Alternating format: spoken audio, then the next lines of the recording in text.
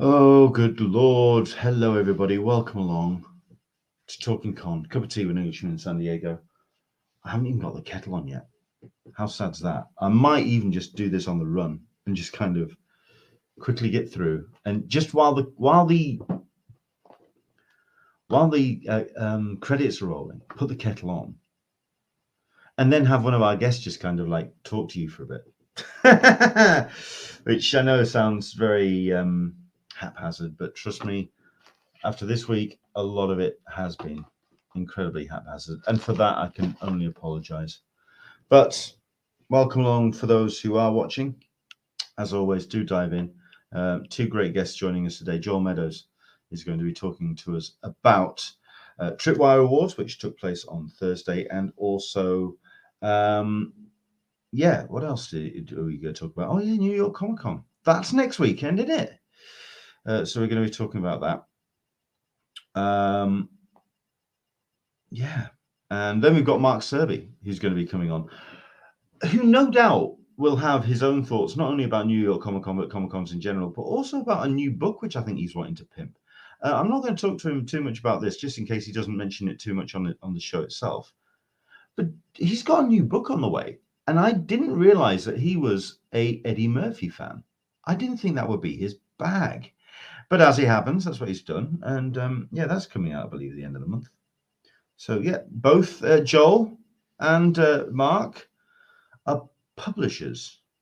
If I just kind of like scribble on a couple of A4 sheets and fold it in half, does that count? I don't know. We have to sort something about that. Anyway, as always, welcome along, and thank you very much indeed to our Patreon supporters. They are the ones that keep things going. This actually needs updating because there's a name I need to add to this. Shelley Bond has thrown in her twopenneth and been incredibly generous. Of course, all of the donations go straight to our writers, so that's really, really helpful, and our contributors. Those people who have gone to conventions, gone to shows, and gone to speak to people, they've taken time out to do their things for the conventioncollective.com, and we want to show willing for them. So there you go. But yeah, I need to add Shelley Bond's name into there. So there you go. Right. Other than that, as always, if there's any way that you can kind of share with us what you're doing, where you are, what conventions you're heading to. Are you heading to New York Comic Con? Are you excited? Tell us all about it. I will not be. I'm heading to another convention, but I'll talk to you about that as we go into the show ourselves. One or two people joining us. In other words, I think it's time we got started, don't you?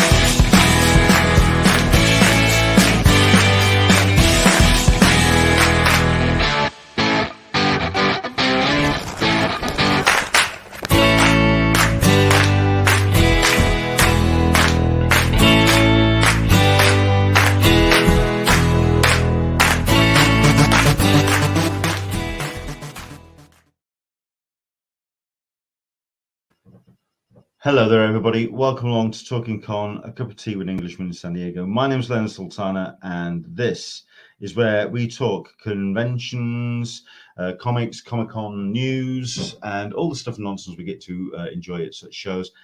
Well, it's been a couple of weeks since I spoke to you because I didn't do a show last week, and I'd like to say thank you very much indeed to everybody who sent a message and wished me all the best. Yes, I was incredibly under the weather. I'm still not exactly 100%, to be fair. But then we had all sorts of other stuff and nonsense drop on top of us over the course of this week. Caroline still remains not well, but this is now not just the long COVID. This is not being able to keep down food, and just general unwellness. And my father's health is also deteriorating particularly badly. All in all, it's been a bit of a trying time, but the thing that has kind of kept me going is the kind words from you guys. Thank you so much indeed for everything and all the messages that you've been sending. Thanks to everyone for joining us as well on the old messages as well. If you're on YouTube, you can put your comments in there. If you're watching on Facebook, just add your name to the comments. We can kind of see it. So solicitous Meg is up, everyone. Toby's joining us. Good morning, Leonard and all. Into the Blue, Mr. Afternoon, folks. Hello there. Karma Savage, New York Comic Con. Excited, as you absolutely should be. They really are looking forward to it. Toby is actually saying, not going to convention, but we'll be going to Not Scary Farm tonight with family to enjoy some Halloween festivities. Yeah, I know. We've got the 2nd of October and Halloween. It's Halloween month. So yeah, how's that work? I mean, All Hallows Eve, which lasts an entire month. Yeah, okay. Listen, you do you. Excellent stuff. Andrew English is watching Evening from London. I'm certain he's getting ready for MCM just down the road as well. Michael P. Tell Carolina said hi and to get well. I will do, absolutely. She's currently having herself a jack potato and she's getting herself sorted, but there we go. Right.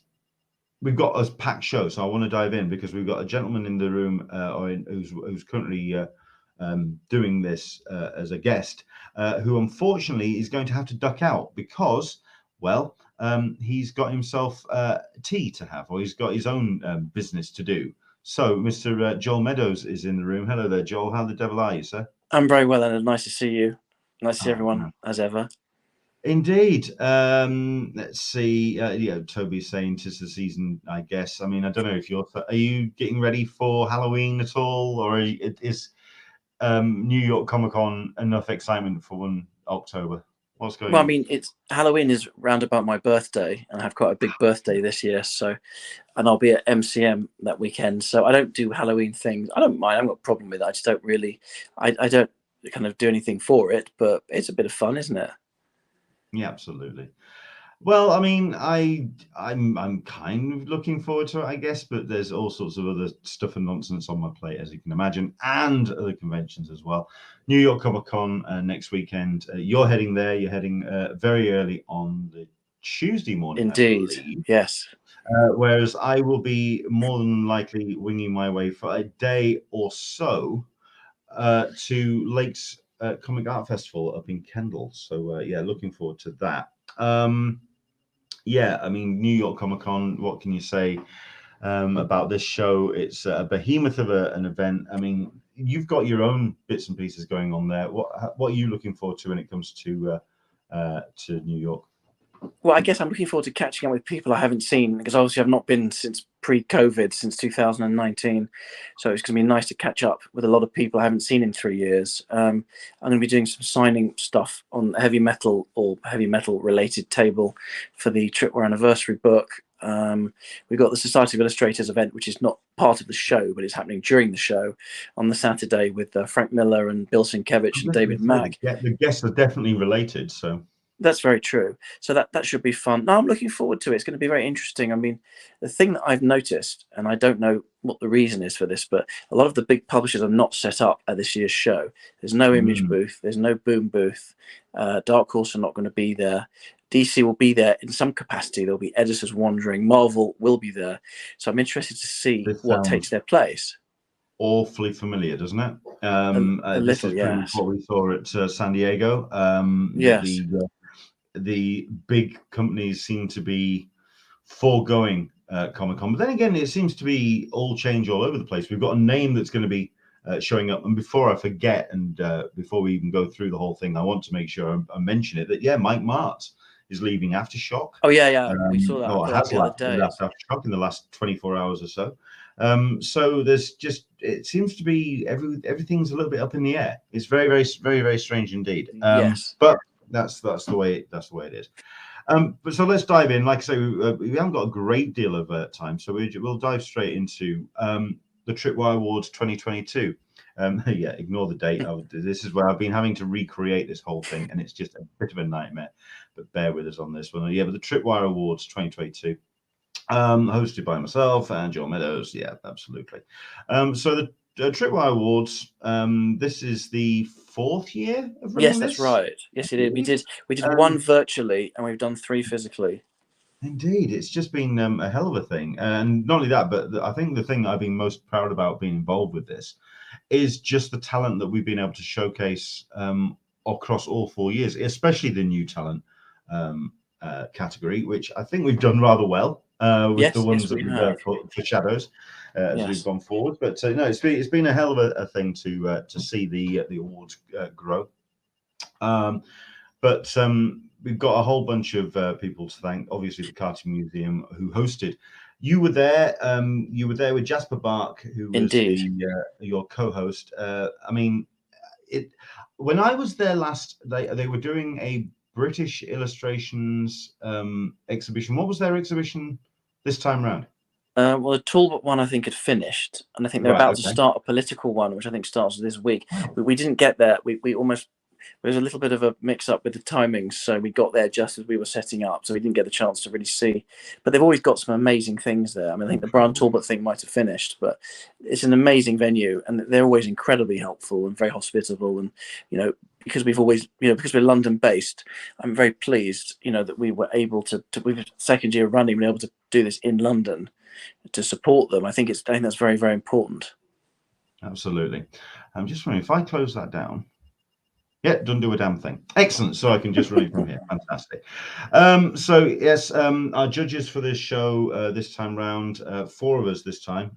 Ollie McNamee from the Comic Con, Tim Cundall from Mass Movement, myself as part of the Convention Collective, and John as well. All 4 of us.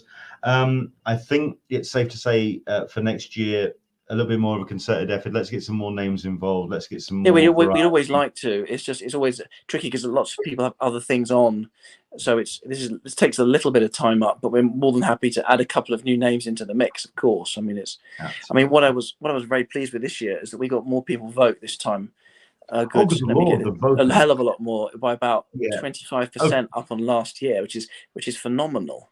Right. I'm not going to mention which categories. I'm not going to mention how close. No, well, some were very close. The amount of votes that came in, but considering the votes, certainly on a couple of categories were within 0 digits. 5 to 10 votes. I mean, it's ridiculous how close they were. One of the categories, and I'm not going to mention which one it is because I don't want to kind of wind up the people involved, but one of the categories, we had 921 votes on it, and it was down to 3 votes. It was insanely close. It was ridiculously close. Yeah. So but it's great. It made it really exciting for us. And it made it a bit difficult because we tried to make the plaques a little bit early, and some of them I deliberately left because I thought, this could go either way in terms of who could win it, and I didn't want to, jump the gun with stuff. But it's, I feel very pleased that people really engage with it. I mean, they have done the last few years. I mean, it's, next year will be our 5th year. It's I'm very pleased that we've been able to do this. Yeah. Excellent. Right, so let's dive through then our first one. Let's see if we can do this in 20 minutes. I don't think we can, but we'll try. We'll give it a go. We've got ourselves best comic related website publications.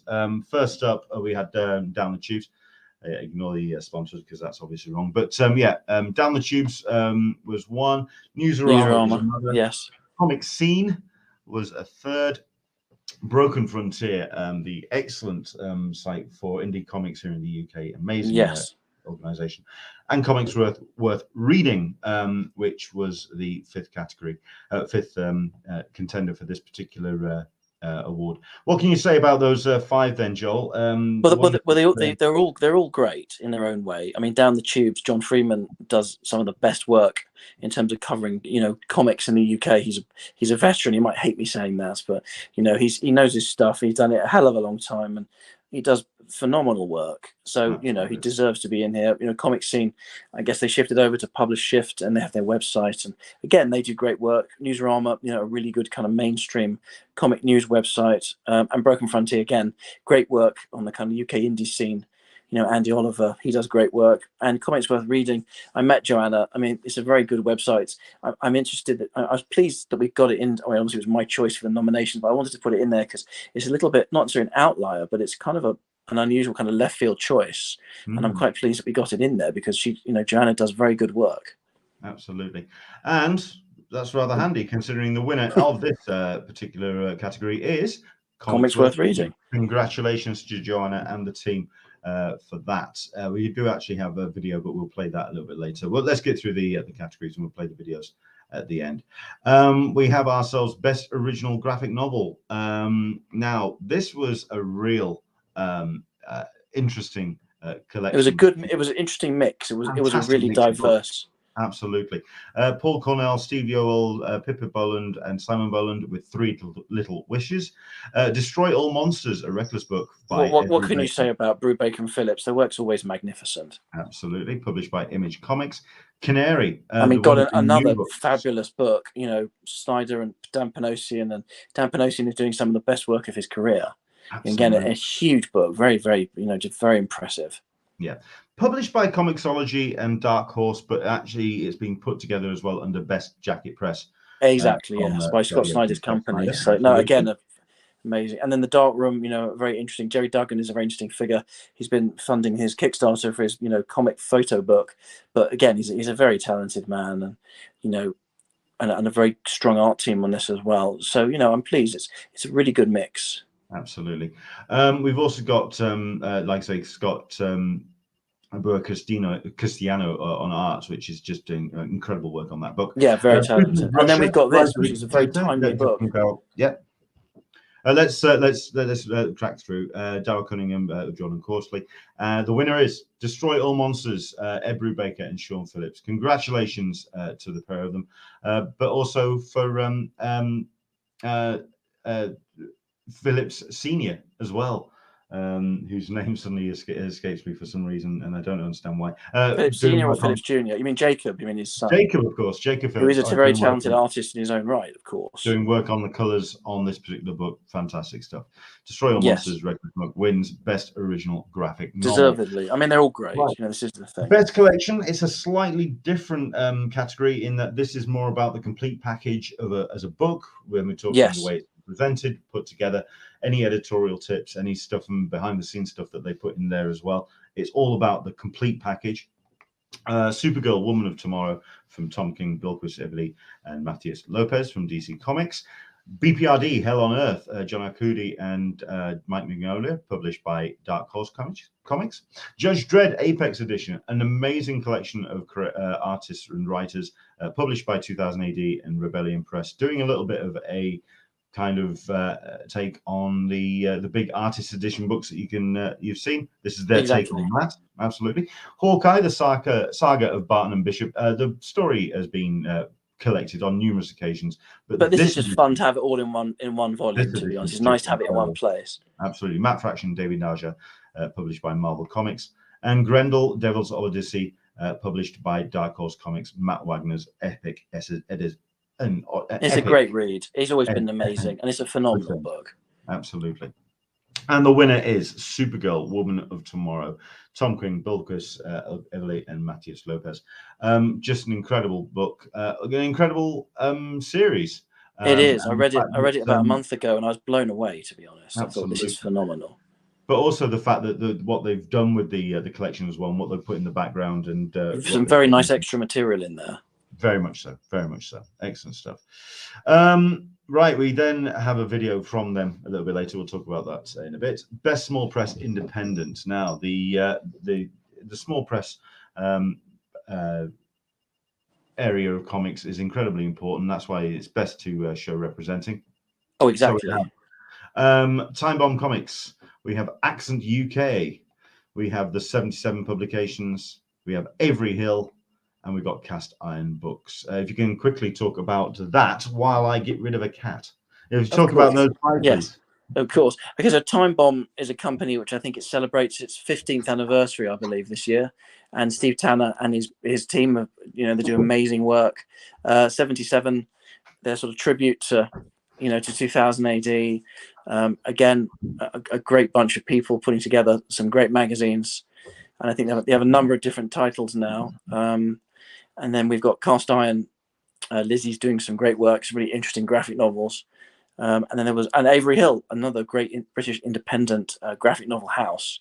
So I think these are 5 incredibly strong nominations. Indeed. Quite frankly, looking, I can tell you from the results, any one of them could have won because it was incredible. It was quite close. But as it happens, our winner for Best Small Press Independent in the UK is Time Bomb Comics, which is perfect for their anniversary. And congratulations to Mr. Tanner and the rest of the team. Excellent yes, stuff. indeed. Excellent. Across the pond, though, we have ourselves the Best Small Press Independent US. So away from the big 2, big 3, big 5, we have ourselves a whole bunch of creatives putting out some amazing books under these small umbrellas. We have Mad Cave Comics, who's our first nominee for this particular category. Ablaze Comics, which I have not been too familiar with their work, but they've been doing some really interesting books, actually. Fantastic. Some really interesting books. Absolutely. Source Point Comics, been running for about 4 or 5 years now, but they have just been growing from strength to strength. It's just yes, they have. It's just, and then Scout again, another kind of US indie company that's really been going from strength to strength the last 2 or 3 years. Yeah, and Aftershock Comics, running for a while now. They are definitely more established than most, but exactly. What they've been doing is just also phenomenal.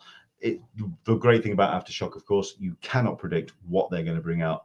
Anything can appear under their banner. That is very true.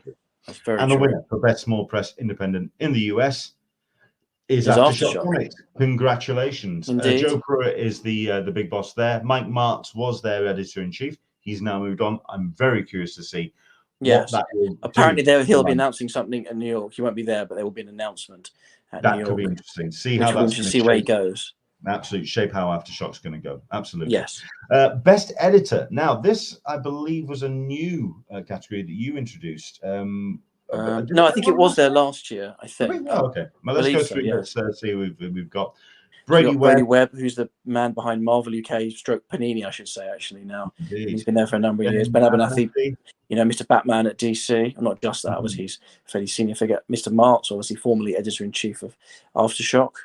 I'm curious to see how that's what he's going to do next. I'm really, really curious because incredible talent.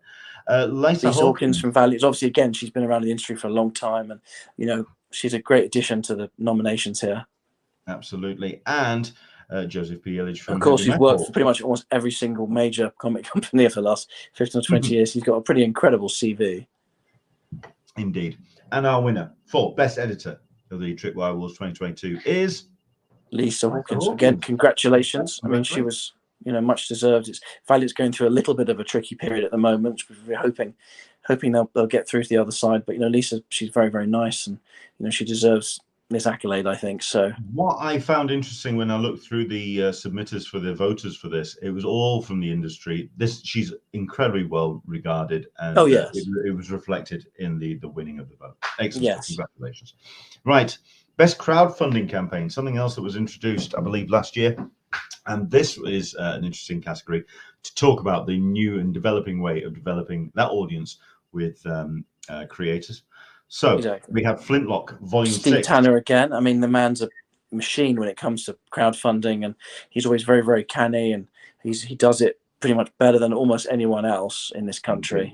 He knows exactly what he's doing. The Witcher also running on Kickstarter. I thought it looked like an interesting book. Obviously it funded, and we wanted to try and again have a good mix of titles. And the thing about Kickstarter is it gives people the opportunity. It's a model for people to fund stuff that they might not be able to do via more traditional means, which is great. Comics for Ukraine, running on Zoop. Obviously, Scott Dunbier doing some amazing work, gathering the biggest names in the industry to help out an incredibly worthwhile cause, of course. Indeed. Winter Men Artist Edition. This is obviously John Paul Leon's incredible masterwork. Funding on Zoop. Yes. And we have Haunthology, a horror comic collection being crowdfunded on Indiegogo. 3 different platforms, 3 different ways of interacting with their audience. Yes. But all of them incredible crowdfunding campaigns. And the winner for the TRIPWIRE Award 2022 Best Crowdfunding Campaign is Comics for Ukraine. Scott has just pulled. He's amazing. He's had an amazing year, and he's gathered such an incredible amount of talent for this book. I mean, he knows his contact book is chock full of more things, more people than anyone else in the industry still. So he knows everybody. Cool. Best New Talent. Now, this is sponsored by myself at the Convention Collective, and I'm incredibly proud to do this because the next generation of creators are the ones which will just take us forward. We have always, our yes. David M. Buha. It's great to have writers in there as well. The work he's Yes. done on Canto, Killer Queens. Rain is one of my favorite books for the last 12 months. It's just a brilliant story and really well done. Great concept. Anna Morosova doing work here in the UK under Judge Dredd 2000 AD, but she's just ready to explode onto a wider market. Definitely. Absolutely. Rick Worth, another writer, but this man has been doing some amazing work, some really interesting work in over the last comics, but also in prose and in writing as well. His creative Batman book, very, very impressive. Nicholas Draper Hay, Static has relaunched in 2022, and he has been the driving force behind that. Yes, he has. And Belen Ortega. If you have not checked out this woman's work, my God, no, she's very talented. Phenomenal artist. Phenomenal. All of them deserving to be headlining names, and very much deserving Best New Talent. But there has to be a winner, and that person is Anna Morosova. Excellent. Much deserved. Congratulations to Anna. Brilliant stuff. Right, Best Designer. This was introduced for this year. Interesting category. If anything, because we have seen some amazing design work on even some of the smaller publishers who have understood the need to really attract people's attention in the marketplace. And that's what we've done. Yes, definitely. Absolutely. Tom Mueller. Established, the man knows his way around a copy of InDesign, and certainly he's reshaped the X-Men books for Marvel. Yes, and, that whole design work is just entirely unified. Amazing work. Darren Robinson, what he's done with DC is he's done some amazing work there. As you say, he's done a great job. Yeah, Tim Daniel. Is as a creator himself, he knows the importance of good design across the book, but he also knows how to get in there and do it himself. He really is the complete package. Dylan Todd, I've only really been discovering this guy's work over the last couple of months, last 12 months, but a phenomenal designer. And the legend who is Ryan. Again, amazing. He's done so much incredible work over the years. Indeed. He is going to be appearing at Lakes next weekend, and I will be dragging my entire copy collection of I Hate Fairyland, which he was involved in the work of that.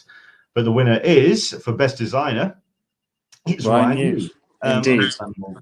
He's just a phenomenal force of nature when it comes to the work that he puts out. Yes, definitely. So tight and so efficient. Brilliant stuff. Right. Best Audio Adaptation. Brand new for 2022. Indeed. Why did you feel that this was important to be represented in the TRIPWIRE Awards?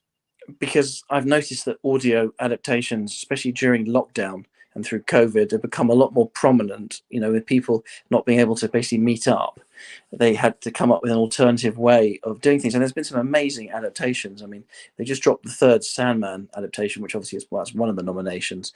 But I just think they're doing a lot of interesting things with audio, and I think we should acknowledge it. Cool. Okay. The nominations are Sandman, put together by Dirt Mags for Audible. We've got Black Panther, The Young Prince from Ronald L. Smith. We've got Spider-Man Requiem by Jeff Mariotti. American-born Chinese by Jean Luing Yang. And Whitebird by R.J. Palacio.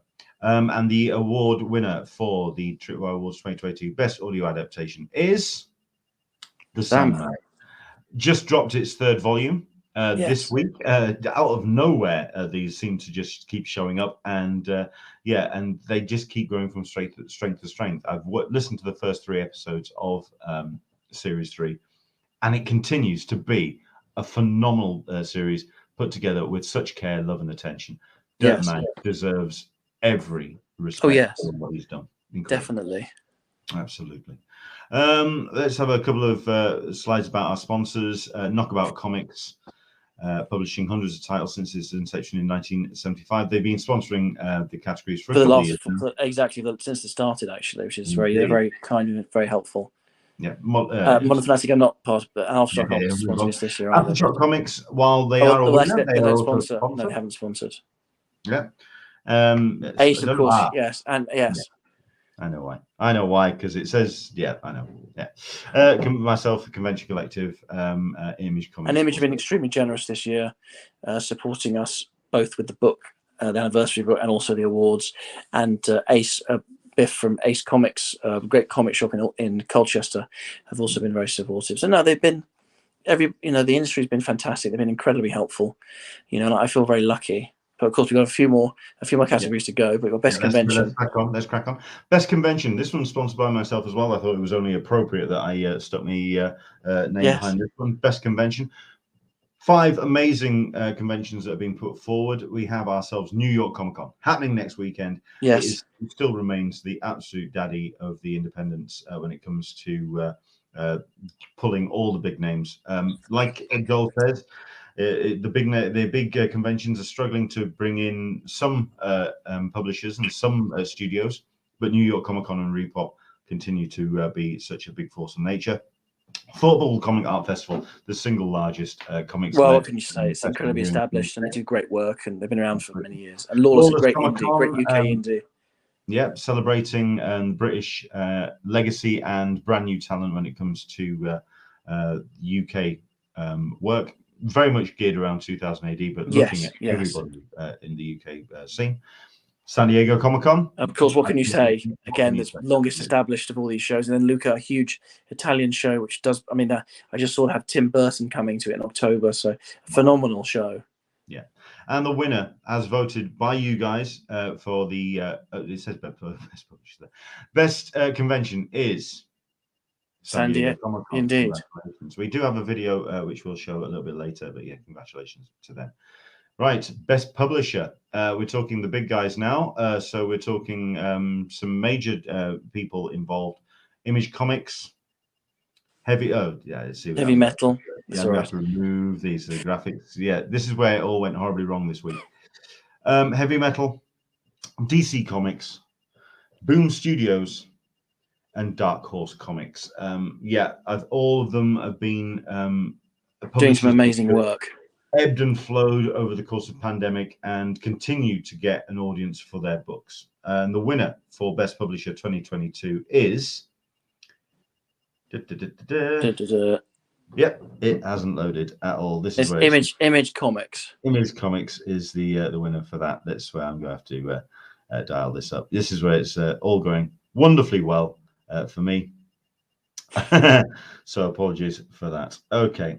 Image Comics, congratulations. What can you talk about, say, when it comes to Image Comics this time round? Because, for myself, DC showed absolute willing, considering the pressure that they were put under. But Image themselves, they didn't just kind of like slink under the table. They really kind of dived in and grabbed the bull by the horns, didn't they? Yes, well, definitely in the last year, you've had things like Department of Truth, and you've got some amazing books. And Eric Stevenson continues to be the motivating force there, at the company, and they're still doing some incredible books, and they've got some incredible talent still there. So they're still a really impressive company. And they got a couple of new hires. They got Dirk Wood from IDW, and they got Matt Parkinson from Dark Horse. Very, very canny. It's a very canny company. And they're just incredible. It's just an incredible place still, even now. Absolutely. Right. So our next category, once this loads, this has been the... this has been 1 second. Sorry, Lord. This has been the theme of my entire week. I get the feeling that we may be losing... Sorry. No, it's okay. I think we may be losing Joel at some point, because I do know that he had to disappear. Well, I've got a couple of minutes. It depends. Do you want to do? We can do a couple of minutes. We'll do a couple more. So that's okay. We have ourselves then. Get to here. All right. Okay. So we've done best convention, best publisher. Right. Best cover artist. We have ourselves Tyler Crook, who's nominated this time round. We have David Mack, the legend, which is David Mack. Steve Beach, whose work I'm not... He's doing some great work. He's been doing some great work for DC, amongst other people. Peach Momoko. I always stumble over pronouncing the name, but no, Peach has been doing some phenomenal work as well. And the legend, which is Adam Hughes. Still, like David Mack, who at this point in his career could quite easily just coast. But it wouldn't matter because he's got such an amazing legacy. Absolutely. But the winner for 2022 is Peach Momoko. Much deserved. I mean, she's a phenomenal artist. I mean, Absolutely. very talented. Okay. Speaking of phenomenal artists, and these names are pretty established as well. Best colorist for 2022, we have Dave Stewart. Again, his career is amazing. Yeah. Tamara Bonvillain. Again, another very talented colorist. Yeah. Laura Allred, who doesn't need many introductions. No. Incredible. Jose Villaruba. Again, a very talented man. Yeah, and Tomoro More. 5 phenomenal colorists. Yes. But the winner for this year is Laura Allred. Excellent stuff. Congratulations. Again, very Laura. talented. Absolutely. Now, this was one of the most closely fought categories that we had.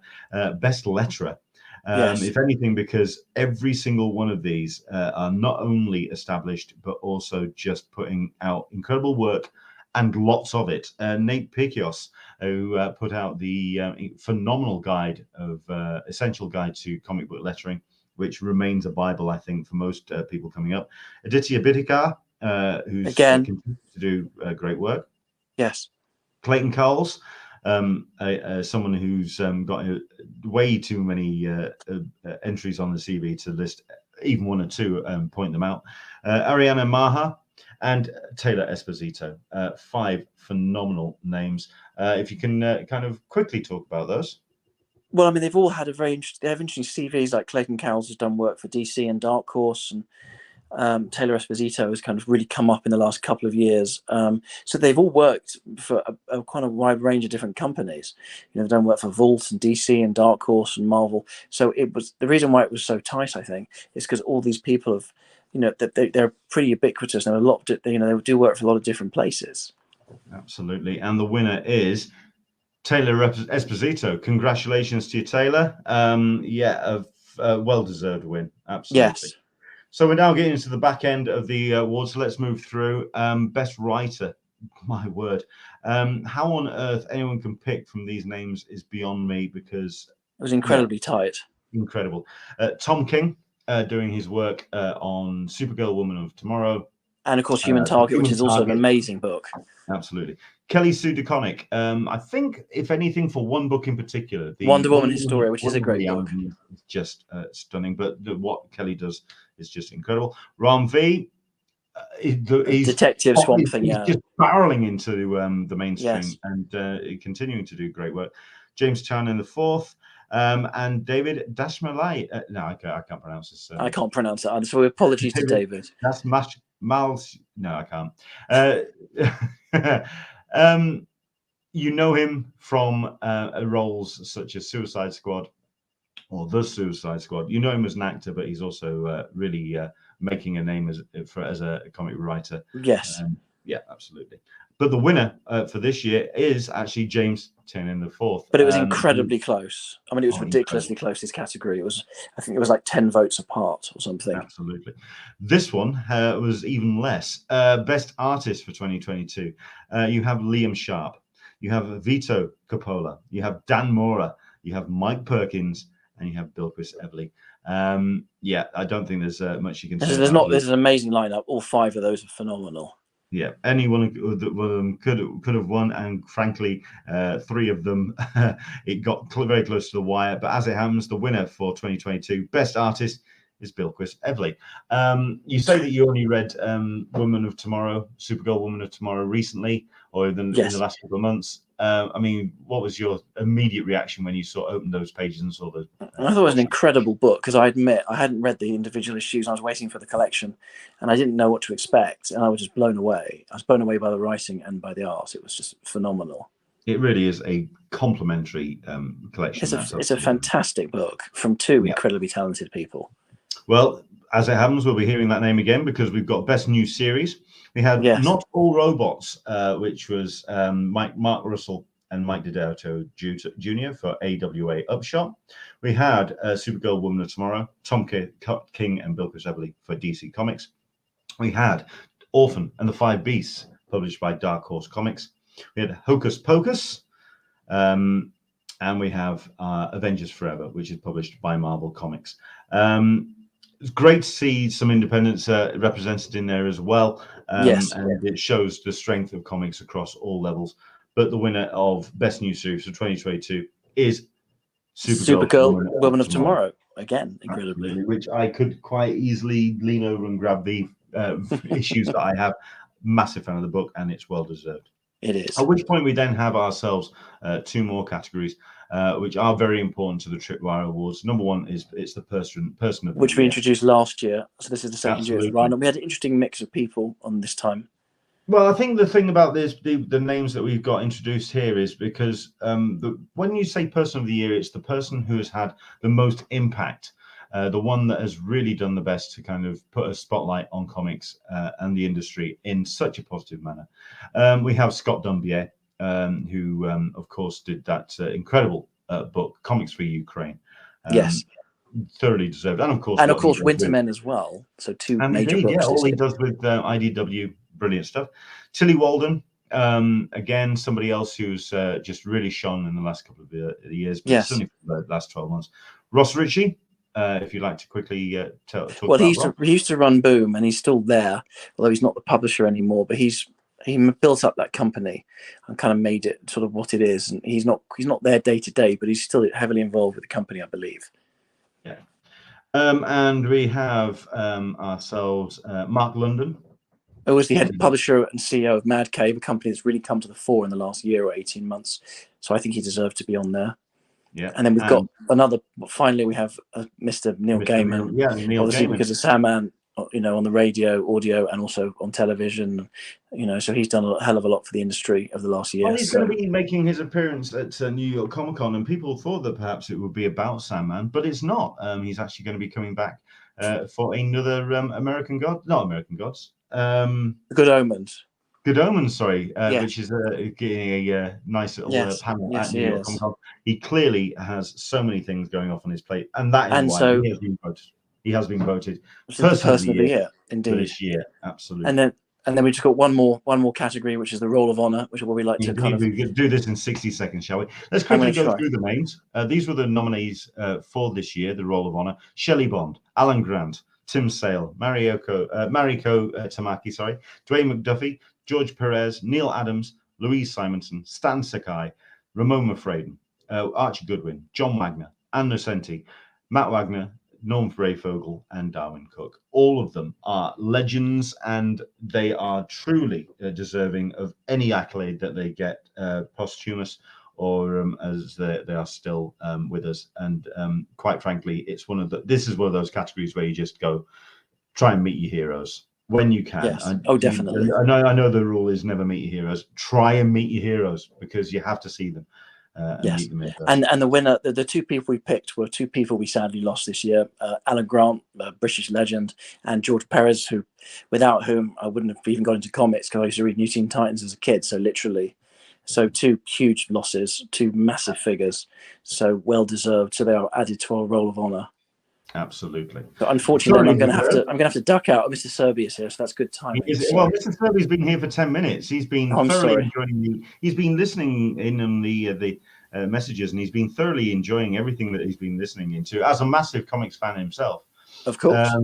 Absolutely. So no, but Joel, we'll play tag team. We'll say thank you very much. Right, and thanks again. Thanks for having me on. It's always a pleasure. Enjoy New York Comic Con. Thank you very much. Happy trail, sir. Thanks very much. Thank you. Take care. Take care. Look after yourself. Whoa. Okay. Mark. Hello there. How the devil are you? I'm all right. What's this show? It's all Brits. It's all Brits. I can imagine you're losing viewers left, right, and centre. Say what? You're losing viewers left, right, and centre. It's all Brits today. I know. But that's because the Americans don't like me. They just look at the way I make my tea and go, no, PG tips, are you kidding? Yeah, sorry. But no, listen, thank you very much indeed for joining us, Mark. it's only going to be well, I was going to say just a brief chat, but it was just a way for us to catch up. It's been a long time coming, you coming on the show. If you can very quickly give us a little bit of a taste of what we've missed since we spoke. What's happened since we spoke to you last? Oh, that's a good question. Maybe lots of things, maybe nothing. I'm not too sure. I mean, there's so much going on. I don't know. I mean, what are you thinking? Are you thinking? Well, I mean, certainly with the things that you've been enjoying and the things that maybe any pop culture that's kind of tickled your fancy. And I mean, yeah, the things that I expect to hear from you about, you've been quiet on, and the things that I have expected you to kind of maybe move past, you've been very vocal about, and you've been very enthusiastic about. You've kind of shifted and ebbed and weaved with your own interest. For example, Blonde is a film that I thought that was something that wasn't going to tickle your fancy. And then you had your review that came out this week. Yeah, that's a film and a half. Yeah. It is. You're right. Yeah. I should have just said that, to be honest, Leonard. It's a film and a half. It's rough, is what it is. It is. You're right. But you know, it's interesting because I think this is part of the reason why I wanted to come on today, is to actually talk about what the summer has been like for blockbusters. Really, let's be honest here. You know, it's not been a great year, I don't think. I mean, you might disagree with me. I'm not sure, and you know, I'm interested to hear what other people who are watching the show have got to think about this summer and the big blockbusters, certainly the ones that have been in theatres.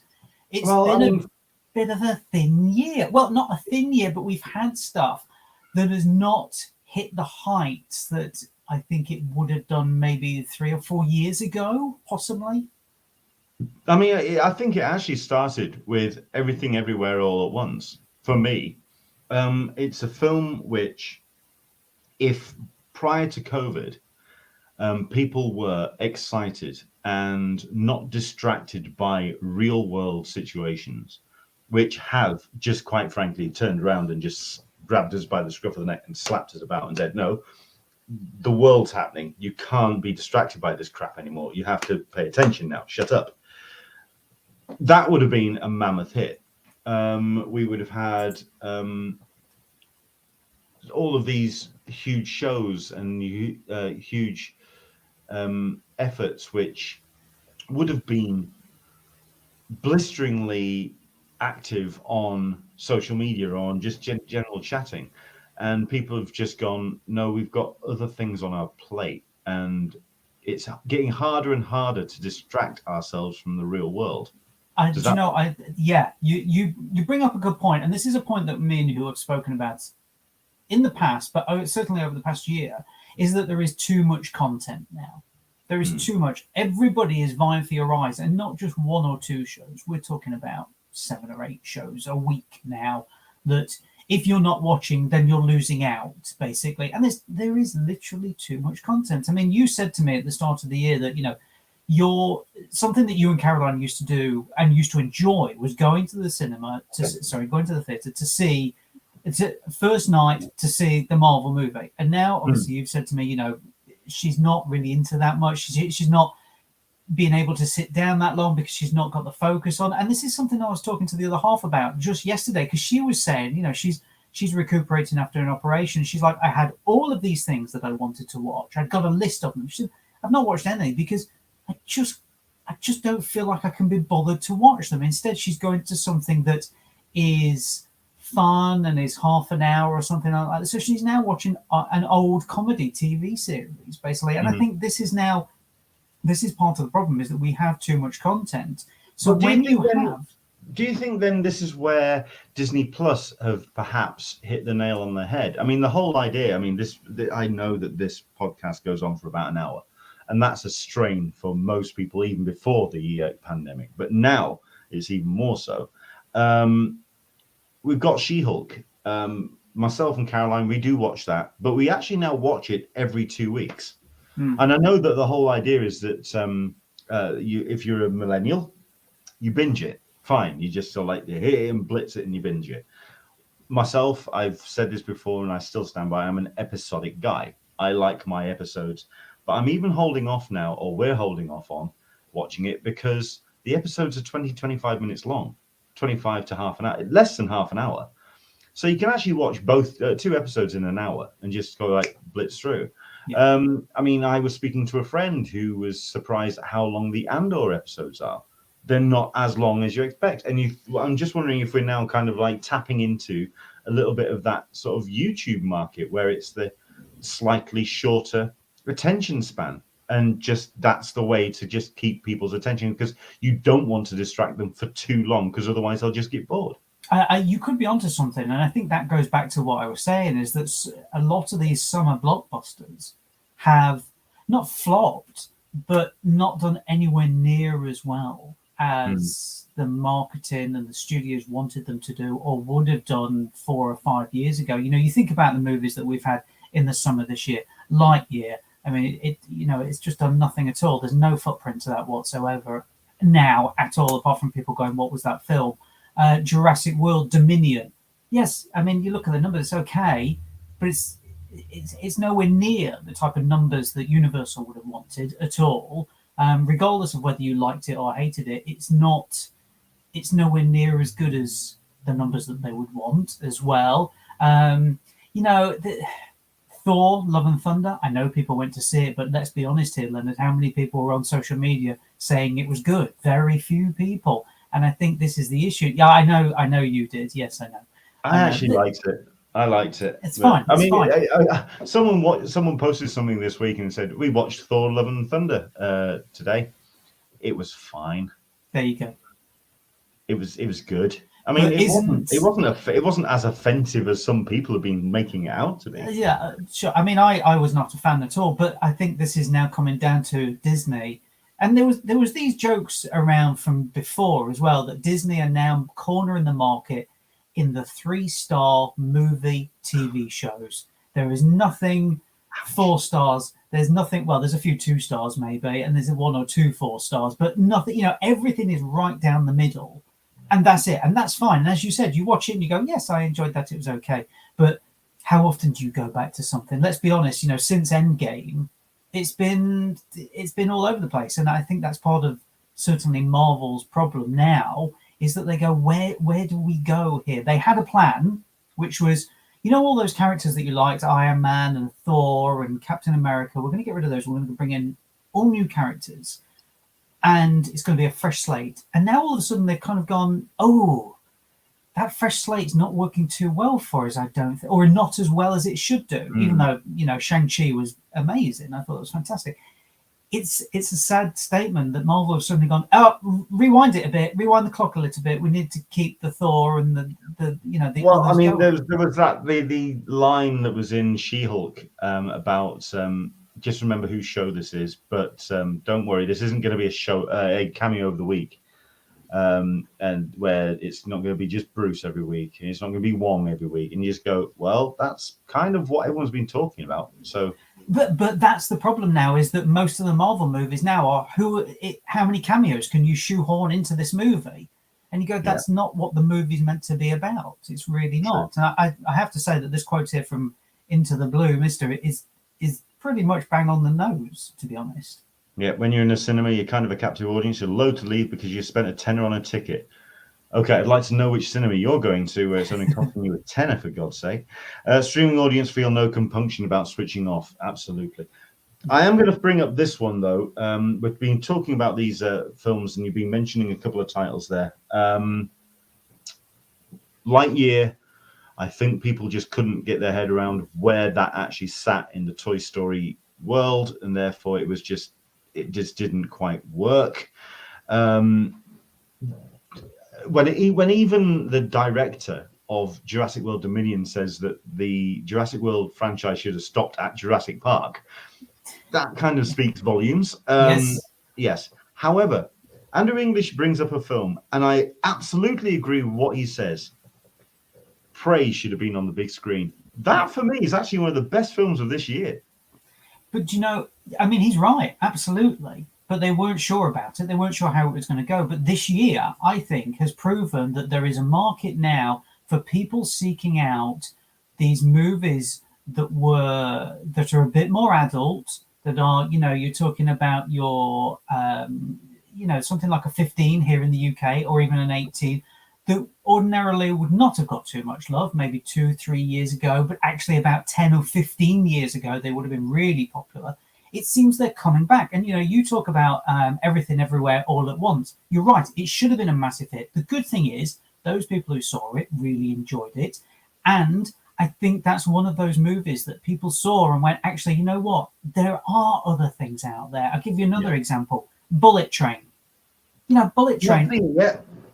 Great film. Knows what it is. It's a violent B movie, and you know what? I saw it in a packed cinema, and it brought the house down. And I'm now thinking, you know what? There's people. The majority of people who were in that audience for Endgame are now going, this is all the same now. We're seeking out other stuff, and we're now getting some of this stuff on the big screen. So Prey should have been on the big screen. I do agree with that, absolutely. And there's other films that I think, you know, should have been seen on the big screen as well. But unfortunately, either they didn't last in cinemas long because, you know, Jurassic World Dominion needed 12 screens or something like that, or they just dumped them straight onto streaming. I mean, let's be honest. If you've seen it, you'll know what I'm talking about. RRR should be on the big screen at any point.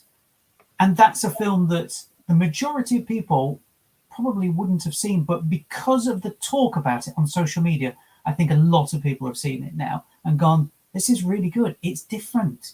And I think that's what people are seeking out now, something slightly different outside of all of the cookie clutter that we're now seeing loaded on Disney Plus, Paramount Plus, Apple TV Plus. How many pluses do you want? Well, I mean, this is where I now kind of like bring up a whole bunch of examples which shoot down my own argument. But yeah, consider I do this every single time whenever I have a conversation with you. Considering that we have films like The Invitation, which I quite liked, Confess Fletch, which is one of the most refreshing old school style comedies that I've seen. But like I say, Prey was one of my top 5 films of the year. I would not have looked you or anybody else in the eye and said that Top Gun Maverick would have been in my top 3 films of the year, if not my favorite film of the year. I would just never would have said that in a million years. I'm even going to say it's better than the original, but there you go. But you're not wrong, because the critics say the same thing. The audience have said the same thing. Look at it. It's closing in on $1 billion in the US alone. $1 billion. Think about that for a minute. $1 billion. In post-COVID terms. Exactly. You know, I mean, even in the UK, it's now, I think it's like the 4th highest grossing film of all time, which is phenomenal. It's still playing in theaters now because people want that on the big screen. Yes, there's the dose of nostalgia, and yes, Tom Cruise can open a film, of course.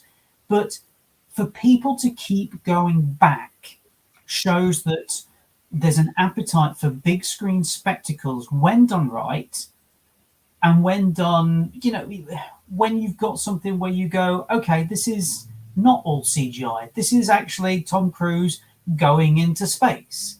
Yeah. You know, and I think that's the thing, is that we're so tuned to seeing a lot of CGI now, bad CGI as well. I mean, I'll be honest, the amount of movies I've seen this year that has got crap CGI, it's beyond it all. So when you see something like Top Gun Maverick and they go, we did all of these stunts, we spent 6 months learning to fly planes, and you go, yeah, great, fantastic, real world, old school filmmaking. And I think that's what we're shifting back to. Well, I hope that's what we're shifting back to now. Anyway. Well, here's the thing. I mean, Joseph Kosinski, the guy who made Tron Legacy and the guy who made Oblivion, is not the guy I want to see making or remaking The Black Hole. The guy who made Top Gun Maverick is the guy I want to see remaking Top Gun Maverick. So I'd like, if that project ever turns up, I'd like to see how that's going to go on. Andrew English is saying Disney is the only stream worth its money. Paramount, Amazon, Netflix are all on the cusp of cancellation. Amazon, for me, it's a gnat's testicle. Paramount, I never even bothered with because I can't see anything on there. Netflix, it's convenient, but yeah. It's just there. So Disney Plus. Sarita P says, I'm curious about Werewolf by Night. I'm curious, if anything, because it's Michael Giacchino. I just want to know how he's going to do. But you know what? Actually, to be honest, Sarita brings up a good point here, is because this is the one that's piqued my interest this year because it is different. Because suddenly Marvel, you know what? Let's just try it a little bit. The same with Moon Knight. You know, Moon Knight is it throwing shit at the wall though, or is there a plan? Is there a plan? Well, that's a good question. Yeah, absolutely. It is a case of how many properties have we got that we can make into a TV series or a movie and see which works and which doesn't. But at the same time, if it means we have to sit through, well, not sit through, that we have to sludge through some of the rubbish that's on Disney Plus nowadays that they're churning out to get something like Moon Knight, or to get something like Werewolf by Night, obviously we haven't seen it yet, then okay, that's the way it is. You know, it's like you saying just then, Leonard, if we have to get through Oblivion to get Top Gun Maverick, then maybe that's what we have to do. You know, it's if we have to get through... I quite like Oblivion. It's not great, but I quite like it. It's you were taking the piss out of Tron Legacy. I mean, I love that shit. I love that film. But, yeah. You know. Anyway. But this is what I'm saying, is that sometimes those are breeding grounds for people to go on and actually find their own feet.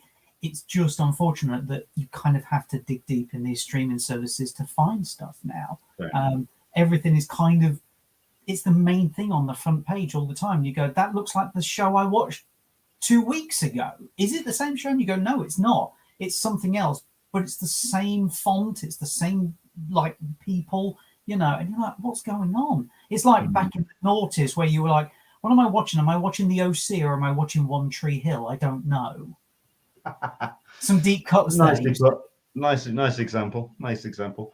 Okay, let's wrap things up with a conversation about this is supposed to be about Comic-Cons, so let's talk about Comic-Cons, if anything, because it's not something that you have been doing so much, and I'm really curious as a journalist, and you are a journalist, you work for the BBC, you are a journalist, capital J. The question I want to put to you is, how important are Comic-Cons to the pop culture landscape for news and for breaking stories for the world's media anymore? Well, you and I... Okay, is it a direct example? How excited are you for New York Comic Con next weekend? I mean, sure, great. Have a great time. I think unfortunately it's now become, if you're there, you'll have a brilliant time. But for everybody else who's waiting on the news to pop like it used to, it just doesn't happen anymore. The studios, the streamers, the distributors, whoever it is, have found new ways of doing it, basically, to get it into the eyes and ears of the people who ordinarily would have been waiting for that, or the people who weren't waiting for it and have no idea about convention. So going back to your original question, how important are they in the wider landscape? Nowhere near as much at all now. There is no set schedule, let's be honest, and that's thrown a lot of people off. Yeah. It's the convention that I constantly think about when it comes to breaking news now, or where Comic-Con stand in the whole breaking news landscape, was DC Fandom. Because that first one, that virtual setup, it was a lot about getting as much of the fan base riled up and interested in upcoming material. Then we don't have a DC Fandom in 2022, and they turn around and say, because we are back to conventions, we're back into a real world situation, we can now return back to our original programming and bring it to the audiences in that regard. At which point we then have San Diego Comic-Con, and they bring Shazam! Fury of the Gods and Black Adam, and that's it. Which kind of then says, okay, where do conventions, if you're turning around and saying it's back to conventions for getting the word out, we haven't had it. We haven't had the word out, and people and conventions and even publishers are now not turning to a direct audience. Those people that are coming to the car lot to buy the car, they're not even sort of like rolling out the car anymore, and they're not showing what the new car can look like. But remember, you're already the existing audience. It's like preaching to the choir. They've realized, I don't need to sell you this anymore because you're going to watch it because you've watched the 7 other shows that were on previous to it. They don't need to sell it to you. They need to sell it to somebody like my mum or somebody like your dad. You know, the people who don't watch these shows religiously, they need to sell it to these people who are just ad hoc watchers, basically. That's what they're looking for now. They need the most amount of eyes on it outside of the core demographic. Is it, you know, it's like when you see when they have test screenings of films and suddenly there are all these articles about here's the first reactions about Doctor Strange, and it all says amazing, best Marvel movie yet, fantastic, yeah, brilliant. And you go, these are all Marvel fans though. I mean, hello, of course they're going to say that. You know, you're picking out all of the things. So they need to be looking further afield, and you just don't get that at cons anymore. You've already got the people there who are already going to do the content. True. I'm just really curious to where that leaves conventions now then. What will get you back to a convention? Because I know that MCM is one that you go to. You've sometimes gone a little bit further afield, headed up to MCon perhaps.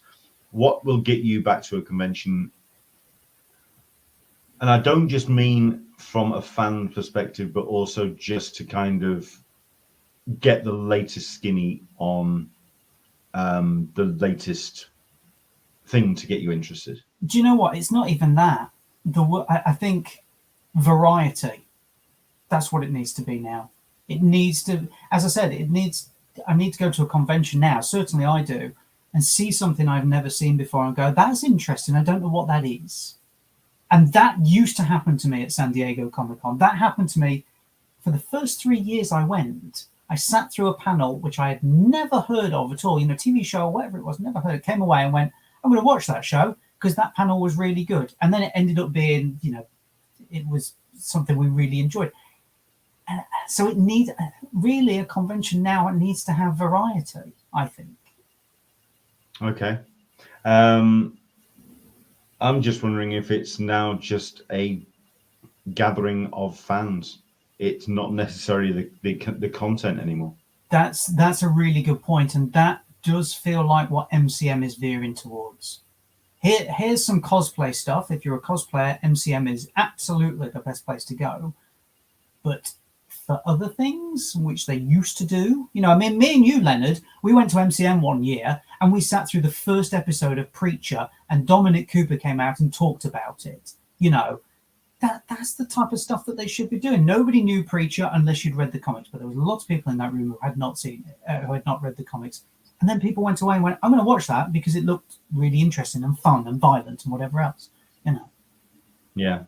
I'm even wondering, though, if someone did put a show up which nobody really knew about, we're going to show you the first episode, who would actually rock up? Because I'm just wondering if people's attention span is so stretched thin. I'm just curious where it's going to go. Sarita P, so maybe going back to what it was, books and creators. Who knows? It's very possible, but the headlines of those books and creators, what the books and creators are bringing out next, I think. Well, you only have to look at what Mark Miller does. So obviously he sold Miller World to Netflix. He creates the comics. The comics are automatically created into a TV series. So as much as it's going back to what it was, books and creators, those creators are creating books, and then they're wanting the TV show, they're wanting the film, because then it gets more eyes back onto their books. So it's unfortunately, it is that constant catch-22. I want the books and the creators, the hardcore group, the people who were there originally, but at the same time, they need the new stuff, which they're only going to get if you get new eyes on it, which, you know, is difficult if you're not into comics or graphic novels or anything. So you need people to watch the shows or the films or whatever it is. So it is that constant catch-22. Yeah, I'm curious to see how next weekend's going to go. Whether it's just going to be a passive legacy show, or if we're actually going to get something interesting that'll then show up on the pages of Empire magazine, as it used to some 7-8 years ago. Yeah, exactly. It's the days of having Deadline Hollywood and Variety setting up in a hotel room at these shows. That's, I think, is starting to become the outlier. It's just not happening. Solicitor of Smeg, they need to branch out the demographic for movies, but let's not forget comics still rely heavily on conventions. Movies may not need the hype, but if it isn't there, will anyone? If it isn't there, will anyone show for your comics? Can you just, Leonard? Can you just bring up Solicitor of Smeg's previous comment, because that's a really good comment. Yeah, it's rare to see an audience review that's not biased. No, Solicitor of Smeg's previous one. Oh, I don't care. So that one. So you see, that's an interesting point. Is good writing is good writing. The person creating the series understands the content and what the fan base wants. Any IP can be a hit. Now, let me flip that. Blonde. So the person who created the book created a fictionalized account of Marilyn Monroe. Norma Jean, sorry. Then the director read that book and continued that fictionalized account. But that's not what the fan base wanted. But look at the amount of talk that is happening online about that movie right now. I don't think people wanted torture porn. Isn't it? But is it torture porn? This is the thing. Torture porn is Saw and things like that. It's not. It's a fictionalized account of somebody who is dealing with inner demons and external demons. And if you go into it going, it's a fictionalized account of a woman trying to understand her own self-worth and having a split personality, basically. So you see, me and you are conversing about this already, and this is going back to the point, is that the person who's created that, whether it's Joyce Carol Oates, whether it's Andrew Dominic, believes that they understand that source material, but that source material is not the same source material that the fan base, the Marilyn Monroe fans, want to see. So you're creating something different. Whereas for myself with Blonde, I struggled to get through a film where a woman was basically abused for an hour and a half on a relentless basis. It was hard work. Yes, you were talking about variety at conventions. It seems to be, before pandemic, seemed to be a little bit of a smidgen in the shadow in the corner of periphery, but now it's become a big thing. Wrestling. Is wrestling good for the conventions? Yeah. I mean, you've seen it at Wales Comic Con, Leonard. I've seen it here in London as well. Is that the amount of fans now going to conventions to see wrestling stars is bigger than it ever was. Yeah. And as much as I'm not going to say it's easy to go to a wrestling event, because it's not, especially if you want to go and see WWE or AEW or something. It's not. It's still expensive. There's still that step away from the fans with wrestling. But this is going back to it where you can actually meet them now and actually speak to them, because they never did that before. That was the thing. The only time you saw them as if you were in the actual arena. So I think it's this is the way to go. A wrestling exclusive convention. Maybe they do them in the US. I don't know. Certainly it's big business here. You've only got to look at some of the stuff that I've seen over the past few years. I remember Bret the Hitman Hart did something over here. It was just him. It was like a 2-hour Q&A, and tickets were flying off the shelves, and they were something like £200. Yeah. We got Michael P asking the question, is wrestling good for conventions? Solicitor Smeg, yes, it teaches you how to get those exclusives. Nice answer, sir. Nicely, sir. I like that. And to be honest, I think that's a cracking way to wrap up the show. A nice remark, which I would be very proud to stick on the screen. Nicely done, sir. Solicitor Smeg, well done. Mark, can you quickly talk about Eddie Murphy? I did not expect that book from you, sir. Yeah, so obviously you had said to me what I've been up to. So basically for the past 2 years, 2.5 years, I've been writing a new book all about the work of Eddie Murphy. Let me grab the book. Oh, Here we go. So this is you've got a copy. I have. So here we go. So this is a brand new book from myself, Eddie Murphy, Deliriously Funny. It's a look at his film and music career, all of the stuff that he's done, obviously from Saturday Night Live. I was just going to say how, because I know as a film fan, obviously you're going to have that reference there, but SNL as a Brit, it's very difficult for us to have a reference to that because we never saw it. And his stand-up stuff, what do you think? Well, obviously SNL, most of Eddie's SNL stuff is online, or you can buy the DVDs. And if you read the SNL books that people put out, then hold on, let me move that over. Then you'll understand how important this guy was to SNL, and what it did for his career. Basically, that's the thing. So this is a book all about his career, all the way from his birth, actually, up to coming to America, coming to the letter number 2. It's got exclusive interviews in there as well. So people like Reginald Hudlin, who directed Boomerang, who's actually directing the new Eddie Murphy movie with him. David Patrick Kelly, who starred with him in 48 Hours. Stephen Burkoff, who was opposite him in Beverly Hills Cop. And somebody I'm really proud that I managed to get for the book, and I can't believe I got it, is Cat Williams. Oh, wow. Yeah, the American comedian. I mean, he was fantastic. It's a shame we talked about Norbit, but, you can't have everything. But there's other interviews in there as well. Vicky Jensen was lovely with her time because she directed him in Shrek. So she got that. So this is the new thing from myself. It's up for pre-order now. It's on digital ebook as well, and then you can buy a physical as well. It's out 15th of November all around the world. Okay. As well. Bit of time to go. Yeah, a bit of time to go, but I thought I'll put it up there ready for Christmas and whatever else. But that's what I've been working on basically, and it's been a really tough book to write, but something that has really pushed my writing. And I've got to say, I had somebody who looked over the book for me all the way through, and I've got to give him a mention because he's been brilliant. Leslie Pitt, who's a film critic here in the UK, lovely guy, really good writer. He's looked all the way through this. He's given me notes and everything. He's been fantastic. So thanks to him. But it's out there ready to pre-order. Cool. I mean, I am a Eddie Murphy fan. If anything, Who isn't? I mean, I think my overriding memory is going to see Raw, and for whatever reason, we went to Leeds. This is the family went for a film night out. At which point we all decided we wanted to see different films. So I can't remember what Paul went to see, but Mum and Dad went to see The Last Emperor and were bored senseless. Wow. And I went to see Raw. Yes. And I did the quintessential bad thing when someone goes to see a stand-up or to go see a stand-up comedy set. And what is that, Mark? Is it you copied it?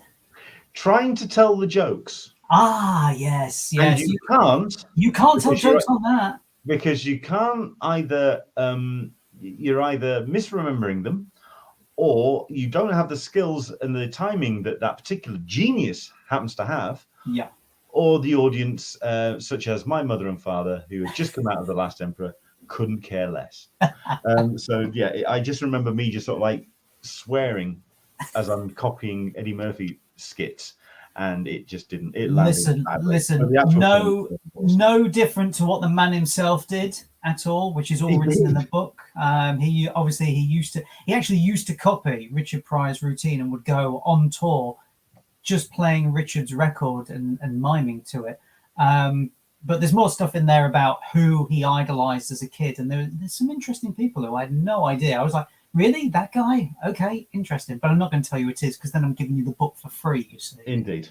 Well, obviously, that's something that I'm going to have to pick up as sunny as a Christmas stocking filler. Excellent stuff. Thank you very much indeed for that plug there, Mark. Where can people find you online, and what you get up to? So online, I'm on Twitter, Mark_Searby, and then film reviews every Friday morning here in the UK, BBC Suffolk, in the afternoon, Phoenix FM. Then Saturday mornings on BBC Northampton. Obviously, you can listen back to those from all the great places that the BBC have listened back to. And then all of my other stuff is marksearby.com. I think that's it. Cool. For those who are watching in the US, if you're wondering what Suffolk is like, if you remember the marsh scene from Lord of the Rings, where it's all just those stinking bogs for endless, flat, endless bogs and marshes, that's Suffolk. So there you go. If you ever get the chance to visit, I think Mark lives under one of the rocks in Suffolk. We'll have words off air about this. For myself, you can follow my stuff at Englishman SDCC. Somebody was asking how the studio is going. It will not be done by next week, but hopefully, you never know, I might have something in the next couple of weeks upstairs. I will try and be a little bit more focused and have stuff completed for next week. This has been a week. And the sooner that this is done, the better. So I'm just going to say my farewells. Mark, thank you very much indeed for coming. Thanks for joining us. A pleasure. Yes, thanks for that. Of course, thanks to Joel Meadows. The videos that we mentioned as part of the TRIPWIRE Awards, I'm actually going to do a bit of a TRIPWIRE Awards presentation thing, and I'll post that online in the next couple of days, because there is some great videos from the likes of Tom King, from David Glanzer accepting his award for San Diego Comic-Con, all sorts of people who were really grateful. So there we go. Clydeen Nee, I think I remember a lot of bogs in Yorkshire.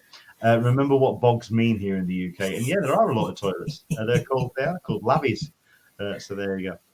Sarita P, everyone have a safe trip to NYCC. Yeah, I know that we were going to try and do a bit of a preview for a New York Comic Con, but unfortunately Christina Rogers wasn't able to join us. But hopefully everyone's going to have a great time next weekend. I'm going to be paying close attention.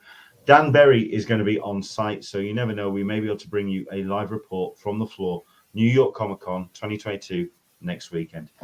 Then again, I am hopefully going to be at Lakes International Comic Art Festival. So it's going to be a little bit of a Comic Con live report overload next Sunday. Fingers crossed. For myself, from Mark, from Joel, thank you so much for watching, and enjoy the rest of your week. Let's hope that it's a better form next Sunday. For myself, to you guys, we'll see you soon. Take care.